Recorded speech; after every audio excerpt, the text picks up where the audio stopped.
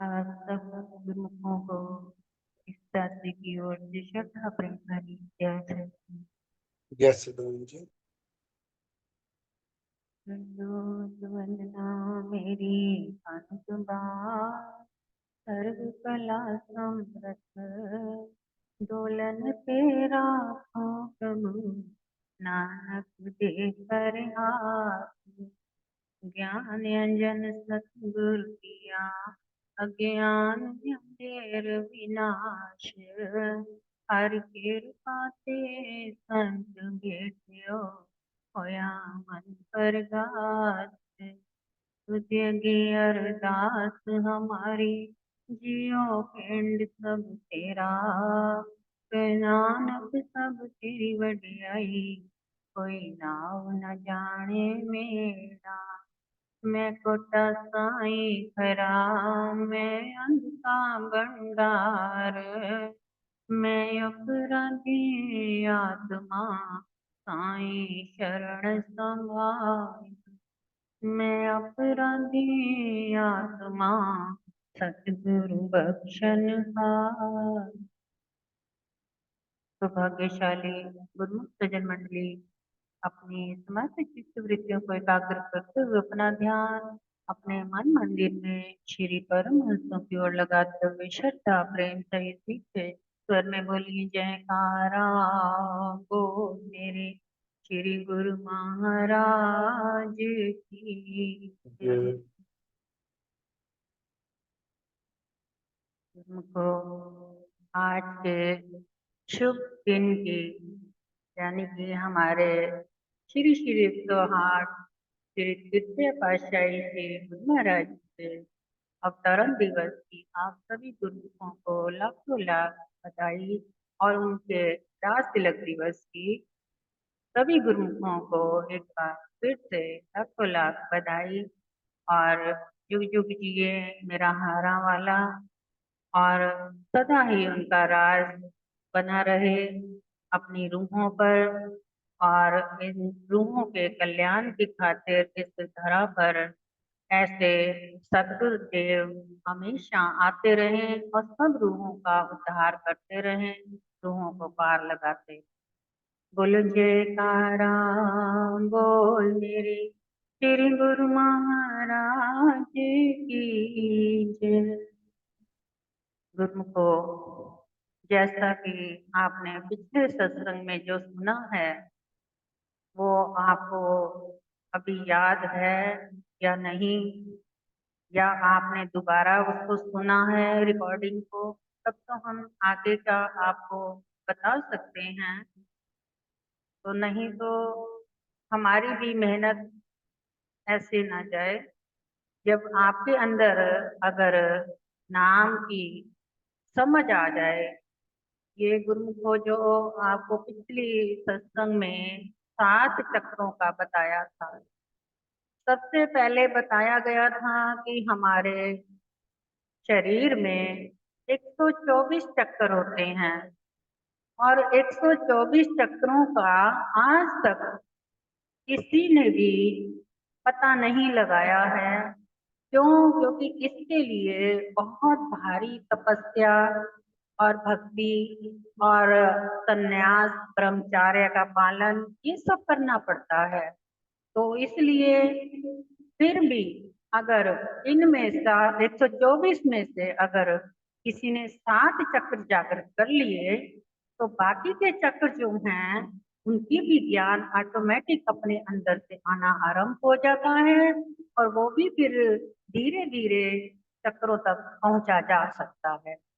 अब 124 चक्र कैसे हैं पहले तो इस बात का ध्यान करें जैसे कि मेन मुख्य जो आपको बताए थे हमारे शरीर में हमारी बॉडी में जो 7 चक्र हैं उनका मेन मुख्य रोल क्या आता है कि जैसे हमारा पहला चक्र जो रीढ़ की हड्डी के नीचे है दबा हुआ उसे मूलाधार चक्र कहा जाता है और उसके बाद फिर दूसरा चक्र जो आता है वो स्वादिष्ठान चक्र है।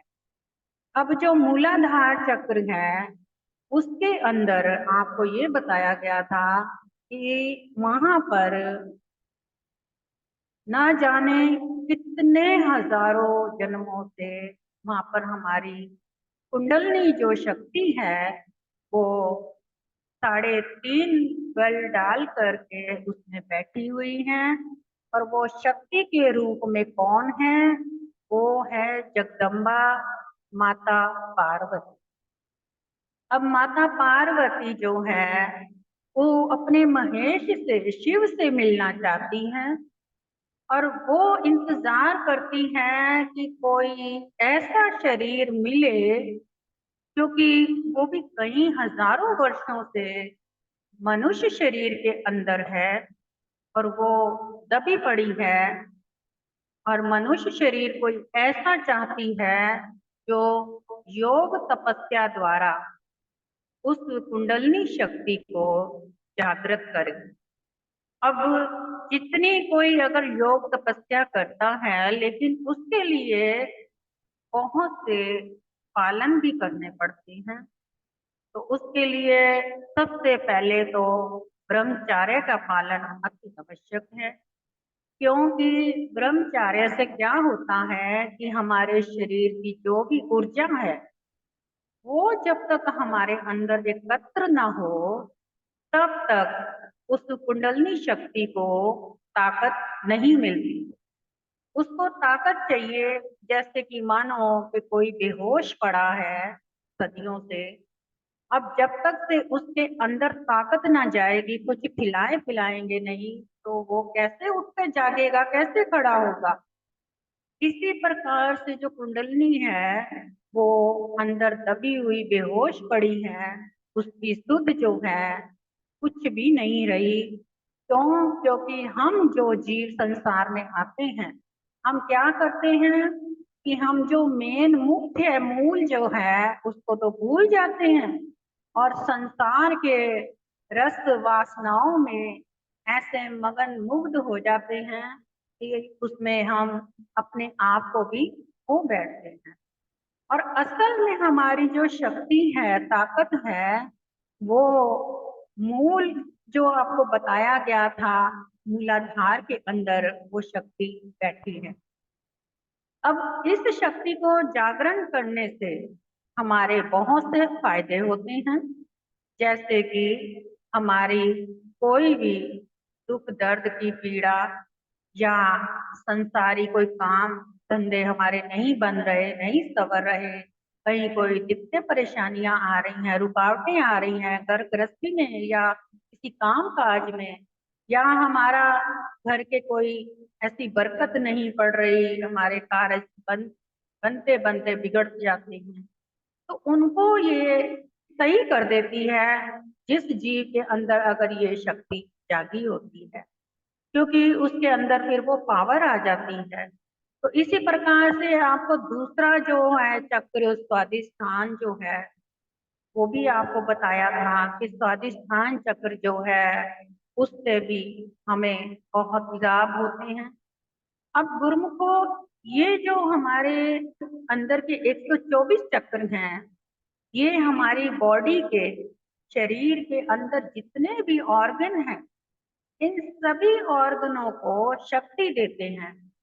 अगर जैसे कि उदाहरण के तौर पे, जैसे हमारी हाथ की नसें हैं, हमारे पाँव की नसें हैं, दिमाग की नसें हैं, बाजुओं की नसें हैं, जितने भी हमारे पैर के अंगूठे से लेकर दिमाग तक की नसें हैं, इन सारियों नसों में 124 चक्र बनते हैं।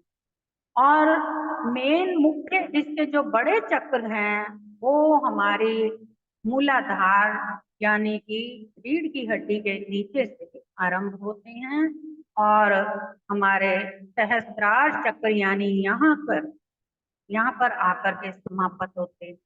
अगर वो चक्र जागृत हो गए तो उसके बाद ये समझ लें कि उन चक्रों के साथ ना जाने हम इस दुनिया से तो अलग ही हो जाएंगे और हमारी जीवन जो है बिल्कुल वो बदल जाएगा।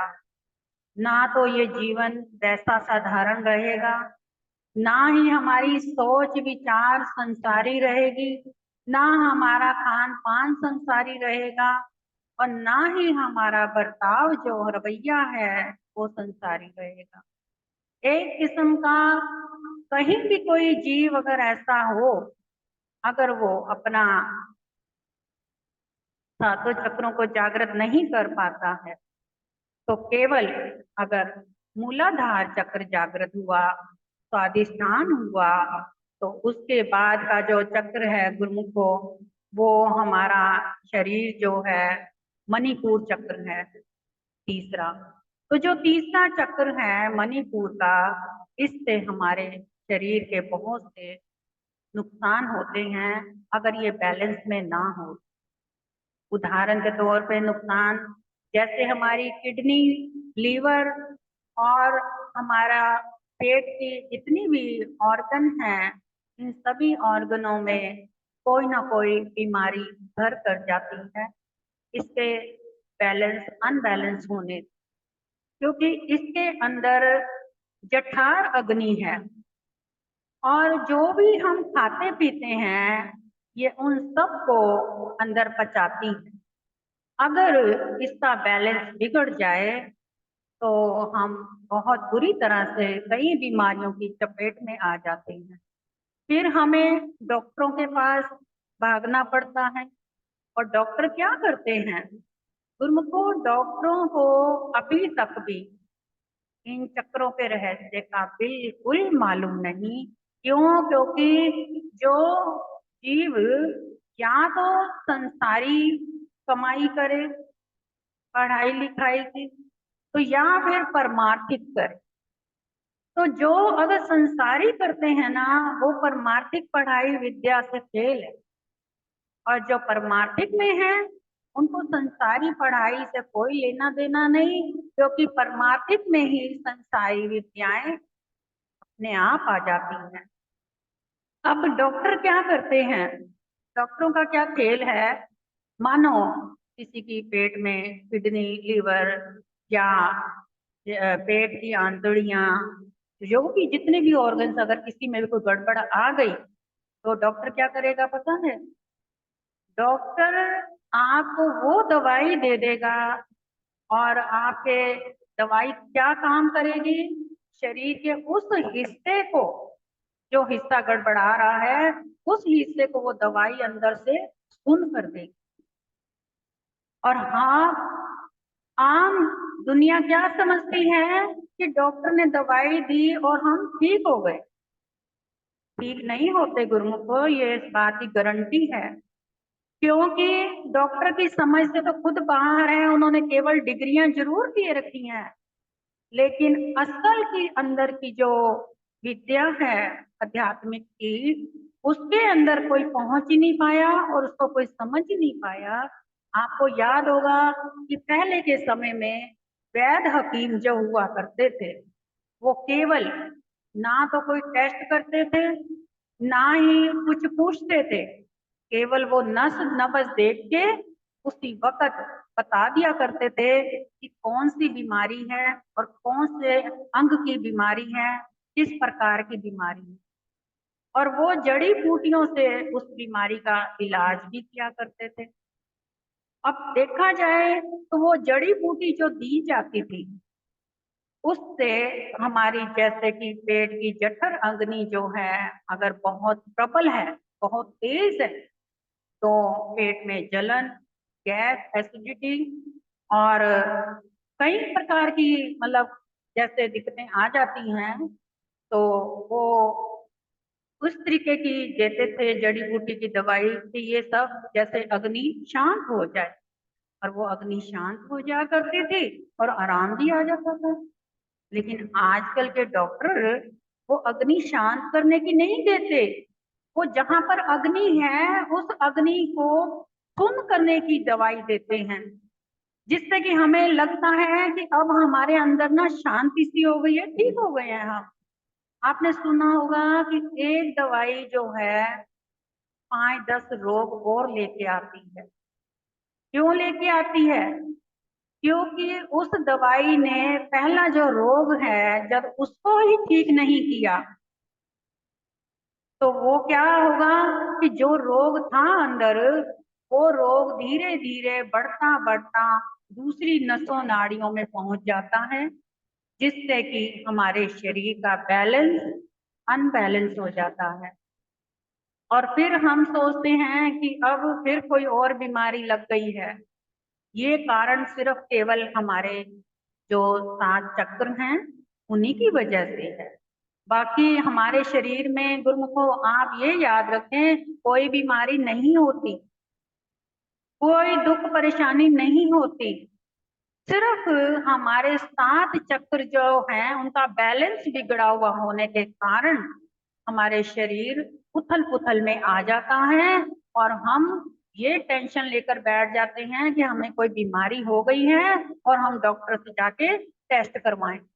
और जब टेस्ट करवाते हैं तो डॉक्टरों की कई तरह की ऐसी ऐसी बीमारियों के नाम सुना देते हैं, जो कभी किसी ने पहले बीमारियों के नाम सुने थे क्या? जो आज के टाइम पे बीमारियां इतनी भयंकर नाम दे रहे हैं, ये बीमारियां पहले किसी ने नहीं सुनी थी, ये अब सुनने को आ रही हैं। क्यों? क्योंकि पहले वैद हकीम हुआ करते थे और वो बीमारियों को नाम नहीं देते थे, वो सीधा सीधा बताते थे कि आपके शरीर का ये बैलेंस बिगड़ा हुआ है, और इस बैलेंस को योग द्वारा या कपालभाति द्वारा या फिर अनुलोम विलोम द्वारा इस प्रकार से ये शरीर को सेट किया जा सकता है। तो आज भी गुरुमुखो अब आने वाले समय में क्या होने जा रहा है मालूम है?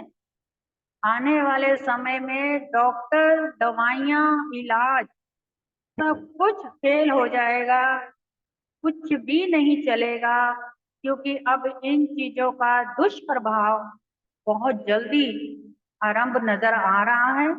किसी ने भी कभी किसी ने सुना है कि कोई भी दवाइयां खा करके परमानेंट के लिए अंदर से हमेशा के लिए ठीक हो गया हो? थोड़े दिन के लिए आपको लगेगा तो जरूर ठीक हो गया है, उसके बाद फिर कोई ना कोई अंदर उसके बीमारी जागती है, फिर वो बोलता है मुझे दोबारा हॉस्पिटल दिखाओ। तो इसी वजह से दिखाना पड़ता है कि बीमारी ठीक नहीं होती। अगर मानो हमारे सिर में दर्द है तो सिर की नसें सुन कर दी जाती हैं दवाई द्वारा। अगर पेट में कोई गड़बड़ है तो पेट की नसें नाड़ियां सुन कर दी जाती हैं दवाइयों द्वारा, इंजेक्शनों द्वारा। तो इसलिए इस बात का ख्याल रखें कि हमारा शरीर केवल 7 चक्रों के ऊपर है, और अगर आपने जीवन में 7 चक्कर अगर सही कर लिए तो आपकी हर बीमारी का इलाज आराम से में हो जाएगा। ना आपको कहीं भागना पड़ेगा, ना किसी को कुछ कहना पड़ेगा। आप खुद में ही अपने डॉक्टर खुद बनकर अपना इलाज स्वयं कर सकते हैं। चाहे आपको संसारी दुख है, चाहे शारीरिक दुख है, चाहे पारिवारिक दुख है, इन सारे दुखों का जड़ जो है वो हमारे अंदर के 7 चक्रों में छुपा हुआ है। एक एक चक्कर का जो एक एक राज है वो बहुत ही गहरा राज है, क्योंकि हमारे जो पूर्व जन्म थे वो आध्यात्मिकता की नजर से देखा करते थे, और आध्यात्मिकता की नजरों से वो असर भी करते थे, दृष्टि भी डालते थे, और जिस दृष्टि से बहुत जल्दी आराम आ जा करता था। तो गुरुमुखो यानी कि हमारे शरीर में कोई बीमारी नहीं होती, इन बीमारियों का कोई लेना देना नहीं है। अब जो हमारा पहला चक्र है जैसे कि मूलाधार चक्र है, इसका हमें क्या असर होता है? हमें खुशियां आनी शुरू हो जाती हैं। सबसे पहले जब ये जागृत होता है, हमारा शरीर बलवान शक्तिशाली महसूस होने लग जाता है, हमारा डर भय सारा समाप्त हो जाता है, हमारे धन दौलत जो कोई भी काम है हमारे होने आरंभ हो जाते हैं, और किसी चीज की कोई फिर कमी नहीं रहती। फिर दूसरा चक्र जो है वो हमारा स्वादिष्ठान, यानी कि आज के जमाने में जो बहुत ही डिस्टर्ब है, वो स्वादिष्ठान चक्र क्या डिस्टर्बेंस देता है मालूम है? आज उस चक्र की वजह से ही घरों में कलेश हैं, घर बिगड़े पड़े हैं, जिस प्रकार से जितने पुरुष हैं या महिलाएं हैं गैर पुरुषों के रिश्तों में बंध रही हैं, पुरुष जो हैं गैर स्त्रियों के रिश्तों में बंध रहे हैं, क्योंकि उनका स्वादिष्टान चक्र का बैलेंस अनबैलेंस है। इसकी वजह से वो अपना जो यानी कि शरीर का जो बैलेंस है अगर वो सेट कर ले तो उनको इधर उधर भागने की कभी जरूरत ही ना पड़े और अंदर से शांति भी हो, सुकून भी हो। और इसका क्या है मेन, जैसे कि यम नियम से सही किया जा सकता है ये चक्र। तो यम नियम का मतलब क्या है गुरुमुखो? यम यानी कि सत्य, अहिंसा, यम यानी संतोष, स्वाध्याय, ब्रह्मचार्य यानी इंसानियत, जिसके अंदर इंसानियत है। यम यानी नियम बने हुए हैं, अपने कर्मों के हिसाब से सही चलाना अपने आप को। और